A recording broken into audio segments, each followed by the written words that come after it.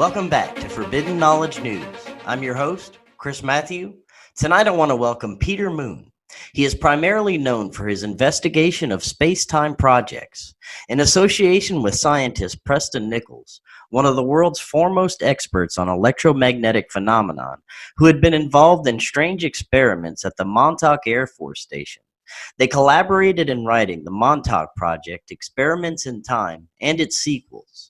His work caught the attention of time control scientist Dr. David Anderson, who invited him to Romania and paved the way for him to investigate other space-time projects as discussed in the Transylvania series. He has just released a new series of videos, Time Travel Theory Explained, which explains in simple language the actual scientific principles demonstrating that time travel is within the boundaries of ordinary mathematics and physics. Peter, welcome. How are you tonight? I'm good, thank you. Nice to be here, Chris. Well, thank you so much for joining us. Tonight is going to be a fascinating one. We're going to be discussing the possibilities of massive inner Earth tunnels and even civilizations. And this is based on the accounts from someone that has supposedly been there and experienced them firsthand in Romania. But first, tell us a little bit more about your background, and tell us also who Dr. David Anderson is and how you got to start working with him. Well, I wrote the Montauk Project Experiments in Time as a result of meeting Preston Nichols, a scientist and inventor who lived on Long Island who passed away a year and a half ago. And he was a genius, very eccentric man. And he found out through a series of circumstances that he'd been leading a life he knew nothing about in addition to his regular life. And that was at the Montauk Air Force Station. And he did a whole investigation which revealed that there was indeed a secret experiment going on out there during the 70s and early 80s. And I released a book, the Montauk Project Experiments in Time, which told his story, but 25 years later, I wrote the silver anniversary to the Montauk Project because I was able to include in that a rather extensive summary of all the investigations we did together to prove that indeed this project did happen. The only thing we were short on was time travel verification. And independent of the Montauk Project, seemingly, we met a man named Dr. David Anderson who attended one of our monthly meetings that we used to have on Long Island, and he basically over a period of years has since taken care of the proof, verification, corroboration that time travel is within the bounds of ordinary math and physics. So I met Dr. David Anderson when he came to one of our monthly meetings. He was a subscriber to my quarterly newsletter, which still exists. The Montauk Pulse, available at skybooks.usa.com. And this is how I met Dr. David Anderson. And his first, at the first time he took me out to lunch, he wanted me to go to Romania, a country he had just returned from prior to meeting me. Very good. Now, tell us a bit about the background of this story. I guess we should start with who Radu Cinemar is, and more about his background, because that's the really fascinating part of the story. Well, Dr. David Anderson had just returned from Romania, and as he said, he wanted to get me there. Then, independent of that, the book, The Montauk Project, had found its way into a Romanian publisher's house. And the Romanian publisher gave this book, the American version of it, to one of his editors. Man's name is Sorin Hormuz. And Sorin, he said to Sorin, he says, look at this book and tell me if we should publish it. Sorin read the book and said, yes, we should publish it. The publisher declined. So Sorin went out on his own, and he formed his own publishing company based upon the Montauk Project Experiments in Time. He's built, that was, almost 20 years ago, and he's built a very successful publishing house. And when he published the book in Romanian, it was noticed by a man who worked in their secret intelligence department, Radu Sinamar, and he saw the book, he read the book, and he sent Serene an email, say, how would you like to publish my book? So Serene looked at it, and it was a book about Radu's experience in being selected by the head of Department Zero, a man who they call Cesar Brad, not his real name, who selected him because Cesar Brad was trained as a young boy. He was born with a huge umbilical cord, and during communist Romania, and he was when odd births would happen, the security would inform a certain paranormal department called Department Zero, and they would come and investigate. And Cesar, or Cesar Brad, as we would say in English, was put into a program where he studied under secret government facilities where he was already psychically sensitive, and they trained him eventually to be the head of Department Zero. His main mentor was a man named Dr. Zen, who was there as from the Chinese government. We're talking about Red China during communism. There was a cultural exchange program between communist Romania and communist China. And the Romanians had a very good education system. They were educating the Chinese who came to Romania.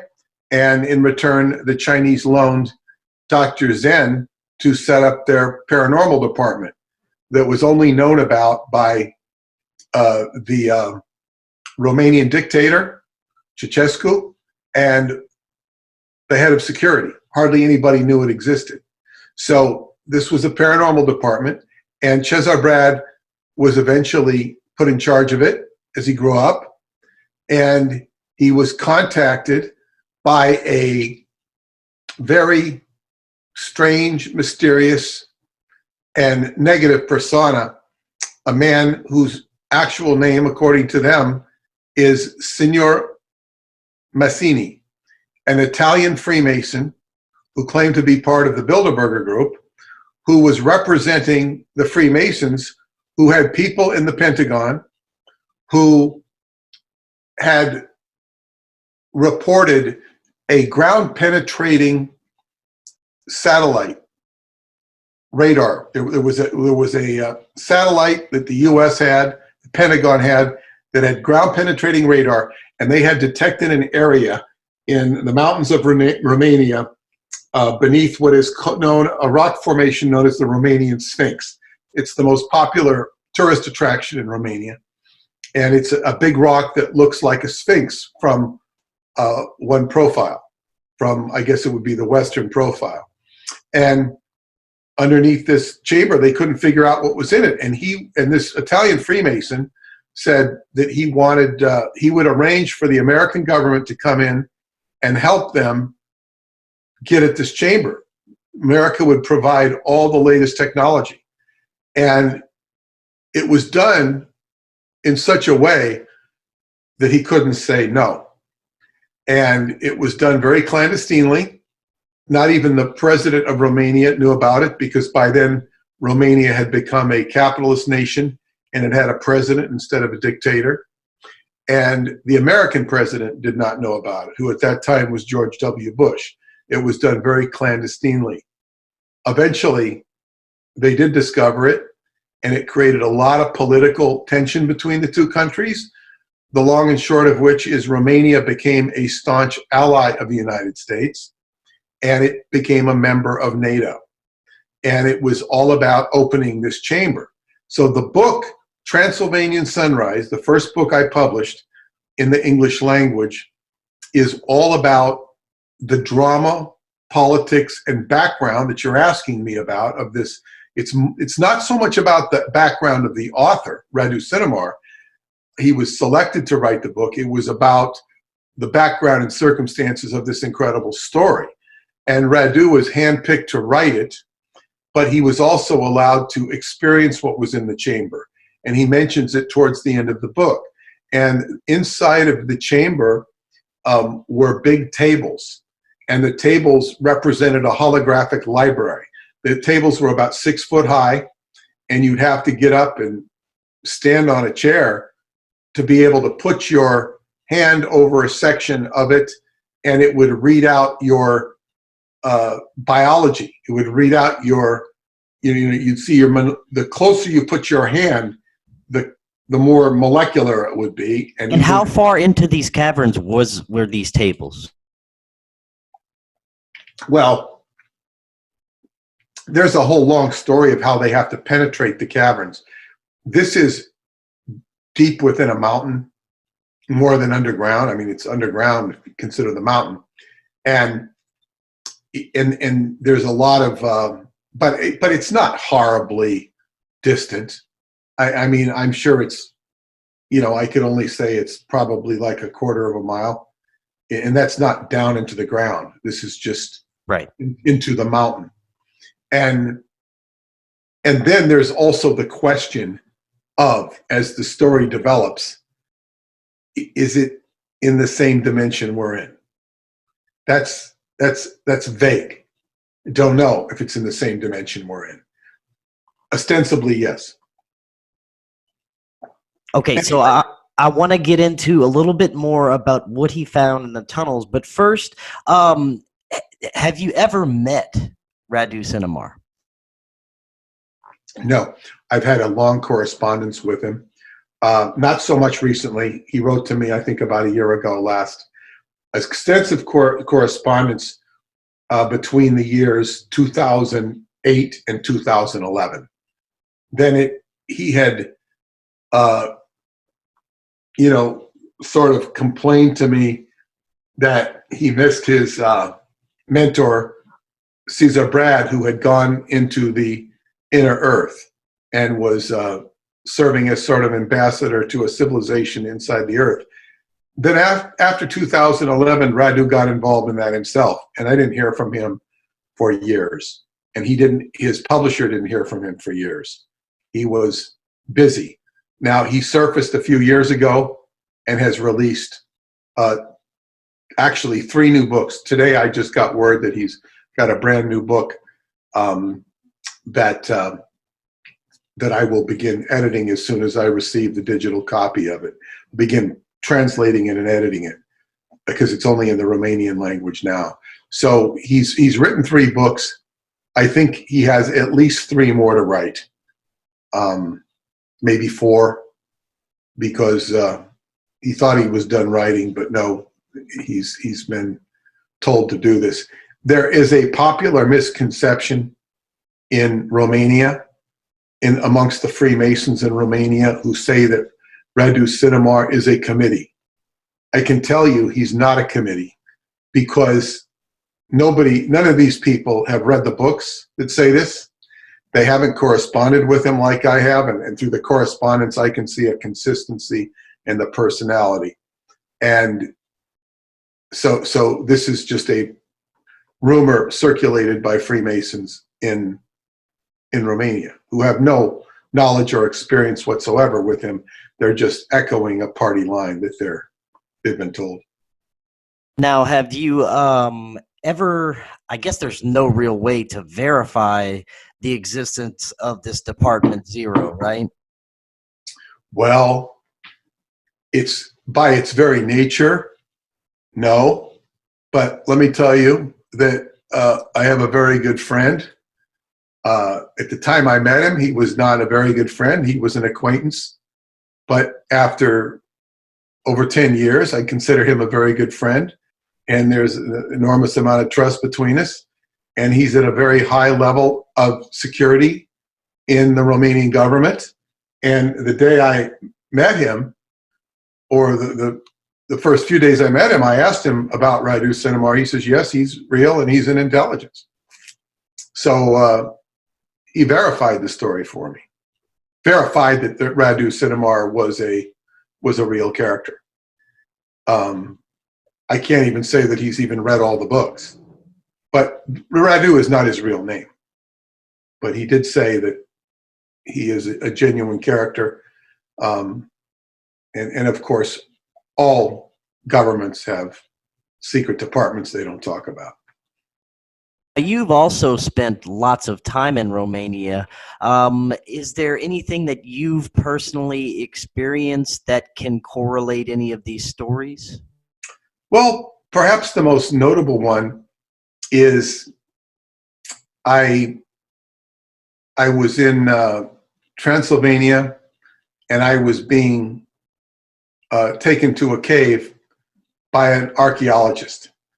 He's probably one of the most, I don't know, I don't, important archaeologists. I don't know. He's certainly a very accomplished archaeologist in Romania.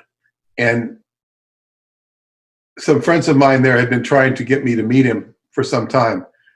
They were always pushing him on me. He wasn't pushing himself on me. They were pushing him on me. And he took me to a cave he wanted me to see. And he explained, when I explained so much of the Radu Senemar story, he knew nothing of it.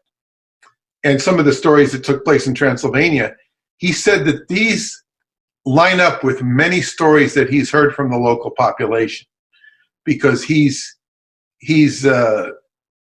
talked to a lot of people in the valleys of Transylvania, and he actually gets a drone and flies the drone through there, mapping out areas and whatnot.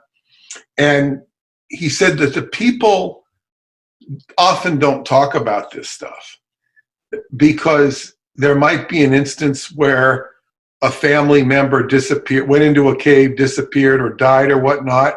And it's kind of like they don't like to bring it up necessarily.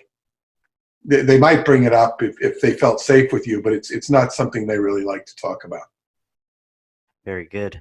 So let's go back and talk about what Radu experienced when he entered these tunnels. You spoke of some tables, biometric right. tables. What else did he experience? Well, he was allowed to go into the chamber. The chamber had been breached in August of 2003.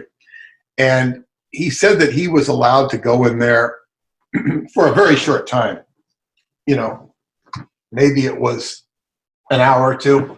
He was allowed by who? By his mentor, Cesar Brad. And now at that time, the tunnel was guarded by Romanian and American military. There was a alliance between the two countries. So who could go in and out of there was very, very secure. So anyway, he was given permission to go in because his job was to write the story. And if he's going to write the story, they wanted him to have some experience with it. Who went in and who went out was fairly limited. But anyway, what he saw was this table I was explaining, where you put your hand over it. It would read out your DNA in holographic form. The closer your hand would go to the table, the more microscopic it would be, down to the atomic level. So you could see a holographic readout of your hand. And in addition to that, there were multiple tables. And if you put your hand over one table, one section, it would be a section of it, it would read out it would show a holographic form of an animal. And it would show the planet and star system that it came from in holographic form. And you could move your hand, and you'd see different animals. If you put your other hand over another section, you would see another animal, another star system. And in between the two holographic representations of the animal, you would see a hybridization of that animal. Now, this was, I guess, what you would call a data bank of multiple, if not infinite, DNA permutations. So it's like the story of Noah's Ark, only it's a lot more involved. And in another part, in I guess what you would call the core of the chamber, was a place they call the projection hall, where you could sit down and and watch on it wouldn't be a screen, you'd watch a holographic representation of the history of the world. And the device was bioresonant, whereby what you would watch or see would be different than what I would watch or see, would be different than your friend or my friend would watch or see, because it's sort of a biofeedback arrangement. And I say it would be different because, your genetics might be different. You might focus on one part of history that you were either predisposed to by reason of personal interest or your genetics or life experience. And mine would be a little different indeed. So he was able to go back and look at the general history of the world. I don't think it lasted more than 45 minutes. And it cut off, he said, around 400 or 500 AD. They didn't know why it cut off at that point. Now, within this projection hole, there are 3 tunnels. And one tunnel, which they call the first tunnel, goes to Egypt, beneath the Giza Plateau, where there's a similar installation. The second tunnel goes into the first tunnel is the subject of the 3rd book in the series, Mystery of Egypt, the First Tunnel. The second tunnel goes into Inside the Earth, which is the subject of the book that was released last year, Inside the Earth, the second tunnel. And the third tunnel goes all the way to Tibet via a tunnel to Iraq. And that has just been published in Romanian. It's called The Etheric Crystal, the Third Tunnel. I have not read that book yet. Now that is fascinating. So he eventually made his way through these tunnels and encountered beings, correct? Yes. And there's a story in Mystery of Egypt. He actually doesn't really encounter beings in that story. He is part of a team with Caesar and a couple of Americans and another Romanian, and they go on a journey through that tunnel, and they go to the similar installation in Egypt where they recover objects that are like discs.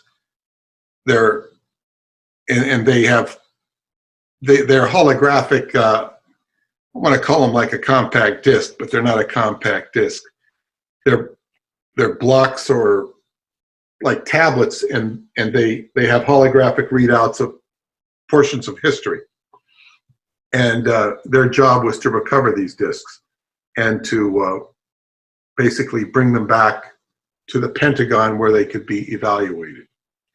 And that was the subject of that book, where he went. He did meet some people, or I guess what you call from an inner Earth civilization, in the 5th book, which was Inside the Earth. And it's a very fascinating book where, he does, he goes through the second tunnel, and he goes through a elevator. It's like an elevator or whatnot, and he actually visits a civilization inside the Earth. Now, you said that these chambers may actually vibrate at a different frequency than are existing, correct? Well, yes, he does say that when you get beneath the Earth, and he goes into it in quite detail, into the physics of the inner Earth, and how that physicists are working on an assumption. And he goes into the science of it. They've all been working on an assumption based upon something called the Cavendish experiment, which they conclude from the Cavendish experiment that the Earth is iron nickel inside, and there's molten lava. And while there is molten lava inside the Earth, it's not to the extent they think, because the Cavendish experiment is all based on faulty assumptions. And he goes into the details of it, and you can read the book to find out. But he creates an argument that, regular physics has it all wrong. And he also explains that when you hear these stories of people going into the poles or into areas where they make contact, these are changes in vibrational frequency. So in other words, the Earth that we're living in today is operating at a certain vibrational frequency that we are embedded in or addicted to. And when I say addiction, it's just like, if you wake up and you don't have a floor to walk on, or a kitchen to walk into and do your morning routine, and a bathroom to use, you're going to be pretty disoriented. So we're addicted to this domain and reality because we're invested in it. So consciously. So there are other vibrational frequencies out there inside the Earth, which are a priority to our existence. In other words, we evolved outward into this physical density that we know as everyday life. But that's not exactly, we got here. It's not like we came from here. We came from a different sort of dimensional structure. So anyway, yes, the vibrational frequency is different, and there are civilizations and people who live in a different vibrational frequency. And the key is bridging that gap. And this is what he is ostensibly doing, and he lays it out very coherently, and it makes a lot of sense. And it certainly, people who have read it says, oh, it makes sense. It opens so many doors to consciousness. It's not the typical story where the person goes in, sees something fantastic, and you can't really take it anywhere else. He's taken it farther than any author I've ever seen, as far as, and for such a subject, which is quite esoteric, it's as down to earth as it might be. And you briefly mentioned the North and South Pole entrances. I imagine it would be the same thing, that the entrances vibrate at a different frequency. So, finding the entrance, you'd have to, be vibrating at a specific frequency. It could have an effect on the magnetic field lines, things like that. That's correct. That's correct. And in that book, he has an experience at an Indian village in Yosemite, where he is called there with Caesar to investigate an area that the U.S. government is having a hard time with. They can't penetrate it, and their entrance to the inner earth there is not facilitated with technology, which they're used to, but by a shaman of the Yosemite or the Miwok Indians. And likewise, when he goes to Argentina, Tierra del Fuego, he's down the southern tip of South America. They are also facilitated by a shaman who takes them through, I think it's into a cave, and end up going into a door inside of another civilization within the earth. So there again, you have, and the shamans are typically understanding of different vibrational frequencies. So the thing is, if you want to tune into this world, it requires a shift in vibrational frequency. It's not something that you're going to go down and bring the 60 Minutes crew down there and say, we're here at the inner earth. Here's the portal to the inner earth. It's sort of like Dorothy walking into Oz from her bedroom. That is, it's like she's having a dream, but the dream is a real experience. And that's sort of what we're dealing with here. It's an experience, and it's got full contextualization, and the whole key is becoming aware of a civilization that is not this civilization. Now, you said he actually spent some time in the inner earth with this civilization.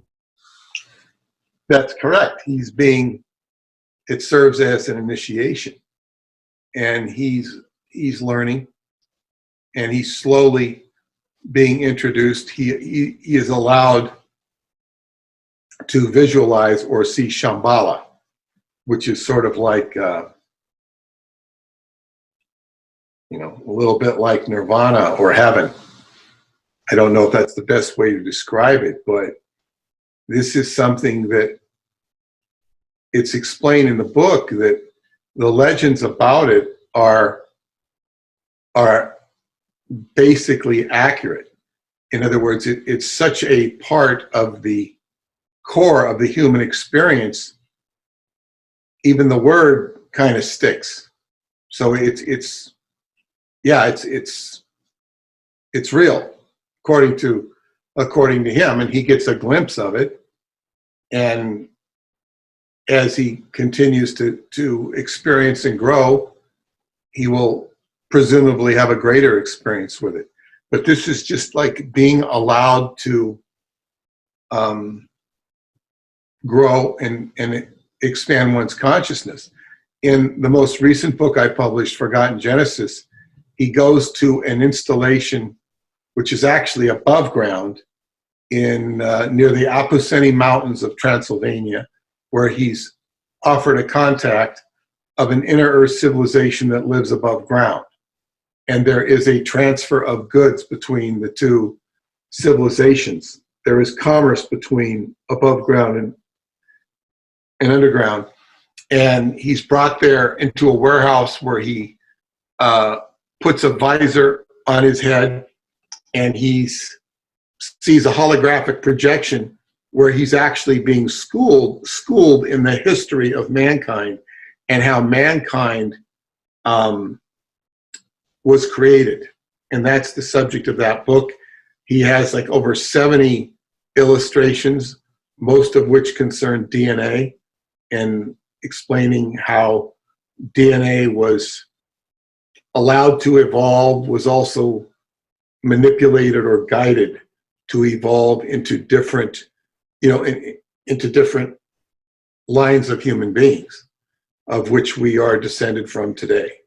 And this was something that was, I think he was basically ordered to do it. I don't think he would have been. It was a very hard job, he said, very hard, because he had to sort of learn this history and see it all, learn it and study it, and then he had to put it in a format that he could convey it to others, which means he had to summarize it and convey it in such a way, and that's what this book is. It's not something, he was prepared to write an encyclopedia on, but a rather short text. And so far, people have been very pleased or impressed with it. Yeah, I want to get a little bit more into that in a minute. But first, he also writes about the inner Earth sun, or the inner Earth black hole. Can you tell us a little bit more about that? Oh, yeah. The book Inside the Earth gives a whole new perspective on not only black holes, but on how the Earth and other celestial bodies are formed, where it starts with a black hole. There is a black hole inside of the Earth. And it starts with, people think that there's just everything sucks in to a black hole, but there are also emissions from it. The only conventional science that I'm aware of that speaks of this is, I think it's called it's named after Stephen Hawking, who was credited with discovering it, an emission from a black hole. I think it's called Hawking emissions, or, in other words, but the fact that black holes can emit something. Well, Radu Sinamar is saying, and it's not him saying it actually, he's learning this from Dr. Zen, the Chinese scientist, or not scientist, paranormal scientist, who's basically saying that what emits from a black hole is a substance it's referred to as ice. It's similar to ice, water, frozen water. And he goes into the details of how that manifests, and eventually you'll have fire. And this harkens back to what the fire and ice theory that the Germans used to believe in, but that has always been rendered very inaccurately and disrespectfully, because there is a foundation to it which the critics of Germany, as a result of them losing the war, they're disparaged as crazy people. Yet German science is far superior to anything the Americans had. And the whole space program in America was based upon German science. So what they'll do is they'll throw out the baby, and they will take the more far out aspects or more esoteric aspects and bastardize them, not explain them. And then, basically, so this book is not German science. However, it does correlate or correspond, because you have to remember or realize that Germany is not called Germany in Germany. It's called Deutschland. And Deutsch is derived from the ancient name for Romania, Dasha, Deutsche, Dasha. You have a different, enunciation. You also have the Dutch. So it's like the Germans come from this area, and their roots, their ancestors. So this theory kind of like migrates and is changed and whatnot. But that's so basically black holes are more universal than might be thought. They're just not in space. And he even talks about the center of an atom being like a black hole. It's not to say that all black holes are the same, but it's a central reference point, and it's a central focal point of creation. And this would be a major source of energy for these inner Earth civilizations, right? Well, not necessarily in that context. There are what you might call suns inside the Earth that would be representative of that, but it's they're all under different circumstances. There are sources of heat and light. It's almost like life will figure out a way, much like you might see designers designing different lighting systems in different buildings or houses. Well, when you have certain places that need to be terraformed or created, designed for living, you have different circumstances, and life finds a way. So there's different animals, different plant life, none of which, as is described, seems to be as abundant or luxurious as the life we have on the surface of the planet. It seems to be a little more limited in its variety and scope, although it might be a little more peaceful. You had mentioned earlier your new book, Forgotten Genesis, how he was basically shown a history of the entire planet, correct? Well, yes. Entire is a strong word to use. A good portion of it. You know, like if you watch what is it? You're too young to remember this. There's some movie. It wasn't very good in the '60s. It came out called The Bible, with Charlton Heston narrating it. I know what movie you're talking about. I've actually seen it as a kid. Yeah. Okay, so that's not a very good movie. It takes snippets from the Bible.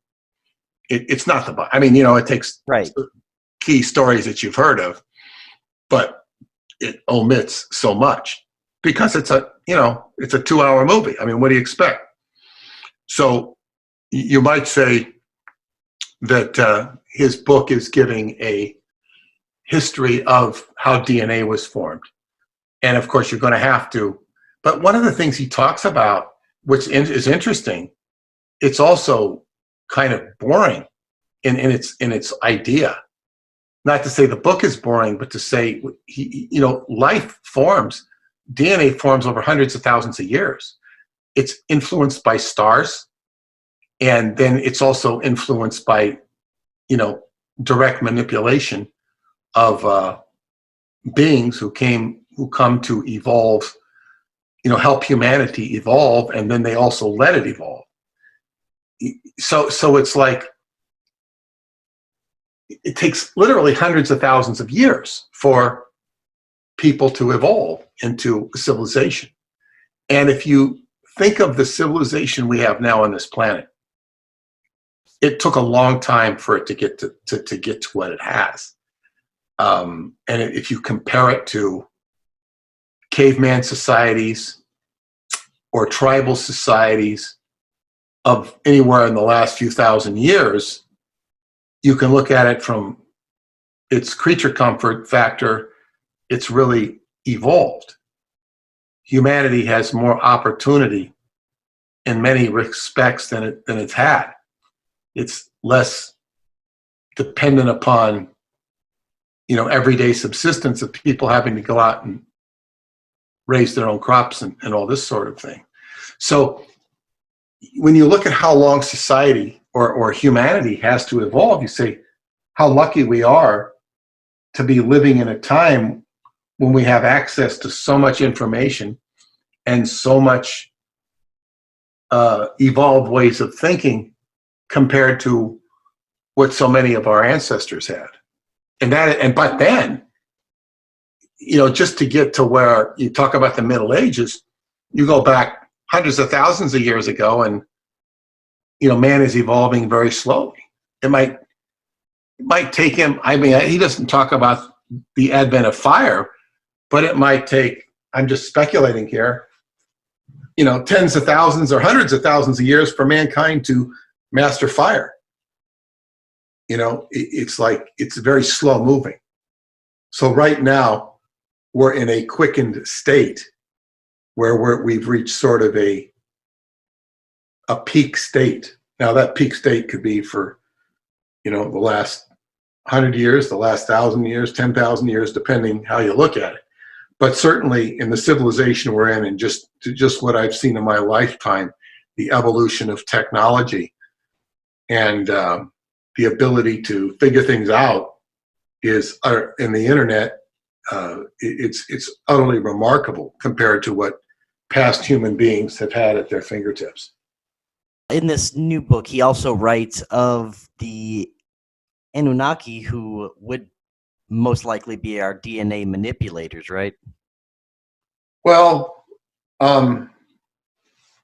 he acknowledges that he sort of treats that subject with kid gloves. But there's obviously been people here that were very large, and there's all sorts of evidence of this, that steered evolution, steered human beings. The one thing is, as I read the book, and I've read it several times, I'm not very, I guess what you'd say, enamored of these creatures. I don't dislike them, but it seems like their lives seem kind of boring.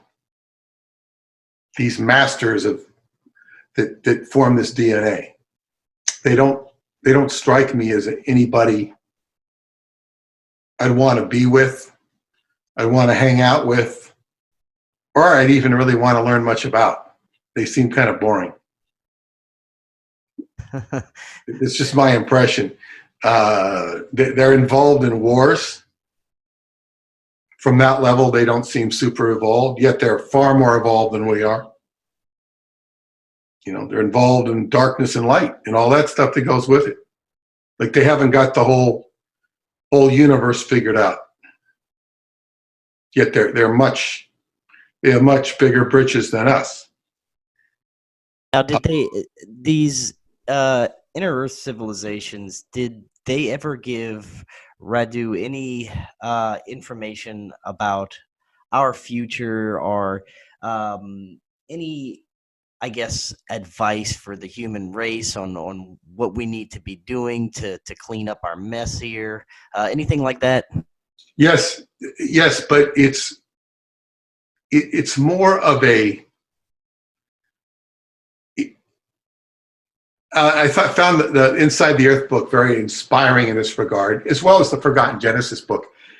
It's the way I would contextualize it. It's not so much,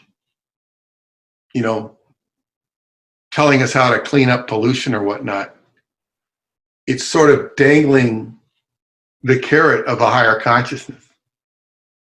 Like if you think of, and I want to put this in the most most positive context. If you think of the heaven of the Christians, if you think of the nirvana of the Hindus, if you think of any idealistic state of harmony, of which Shambhala would represent in different traditions, it's like a hope. It's like a consciousness that you want to, like in Buddhism, you want to have a balance. You want to have enlightenment. And this is what, to me, these last two books offer. It's like you're taking a trip to a place of universal reconciliation. And in all of this pollution stuff will sort itself out if you truly achieve that. There are all of this issues that we have, the social issues, are sort of a symptom of a problem. It's a huge disconnect. And he talks about that. He talks about that negative influence that is seeded over generations of hundreds of thousands of years. That is it's based upon greed, and sort of like the cardinal sins that sort of will downgrade civilizations. So it's basically, the hope is a consciousness that's very beautiful for the soul. And that's how I view it. You said that he is still writing and he will have more books. Is that right? Yes. I've spent so much time in the last 2 years doing his 2 books that I don't remember which one he said was which, but I think in the book Forgotten Genesis, I think he said he had 6 more books. So so he's coming out. He just came out with one. So I'd say we have at least 3 or 4 more books. That's what he says. Now, when he finishes those, he might have more. I don't know. Now, do you just communicate via email with him? No, he has not maintained email with me. He, as I say, he stopped communicating to me in 2011, the end of 2010, after a pretty routine correspondence every, so often I'd hear from him.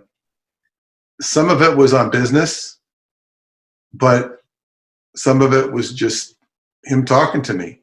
And, he has promised to do everything he could for me to see some of this stuff someday. He would really like that, he said. And of course, that was like 10 years ago. And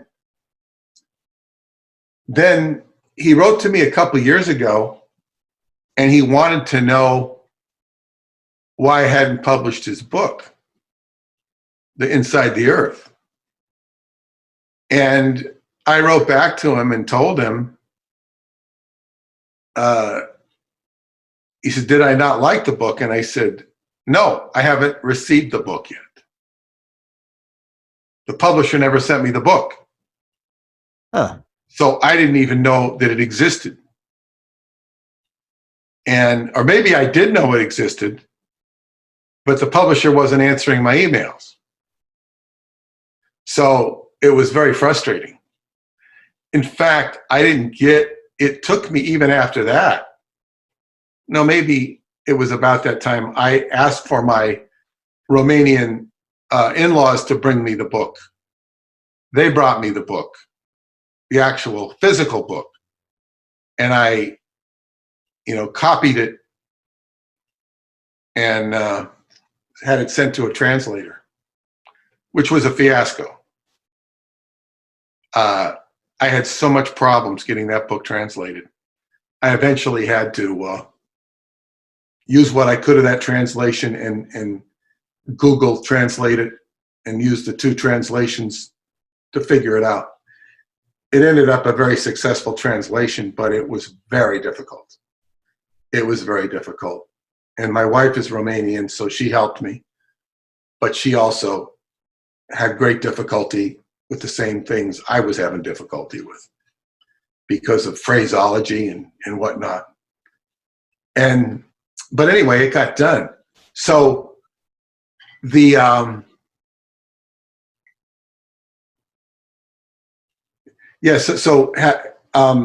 corresponded to me and, wanted to make sure. I said, no, I think the book is great.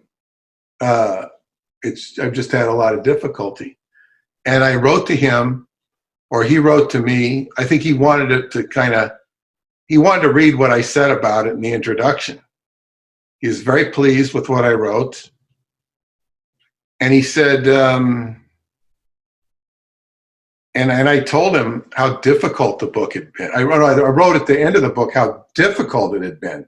I never had so much problems in my life publishing a book. I've done over 20 books, and I said, I never had such difficulty. Even getting the book was difficult. And he laughed and said that, he said he had the same problem with the book he was just finishing, Forgotten Genesis. And that he said that Caesar had, used to tease him about it. And he also said, for Caesar wants me to know that he appreciates what I'm doing, to give me an acknowledgement for doing what I'm doing. So I think he has corresponded with me another since then. He was also very courteous to ask a personal question I had, not about him, but about another Romanian. And he gave me a pretty detailed answer, which was very nice. He didn't have to do that. I didn't, and that was good. And he says, he can't communicate too much right now. But there's a whole process going on with these books. So it's like, it's really an experience. I don't just translate them. I kind of live through them because I have to read them and proof them several times. So it gives me a sort of it's almost like it's like a personal initiation to go through this information, read it, absorb it, and then where does it all come out at the end? I know that for the next few years, there's been talk or whatnot of me experiencing some of these things or maybe getting access to some of them. But right now, my job is, at least for the next 3 years, is to be working on his books and a few others. to, that's my job in life. So I know for the next 3 years, I'll be working hard on this stuff. Well, the information is definitely fascinating. It's definitely worth taking a look into. If people are interested in picking up the books and finding out more information, where can they go? They can go to skybooksusa.com. We have a special on the new book offered with a brand new book that I've written. Another one, and all the books are listed there. You can also find the books at Amazon.com and on Kindle. The ebooks are on Kindle, Nook, and iTunes. Very good. Peter, thank you so much for coming on tonight. That was fascinating information. And when you get the next book, we'll have to have you back on. Okay, well, it was a pleasure, and thank you for having me.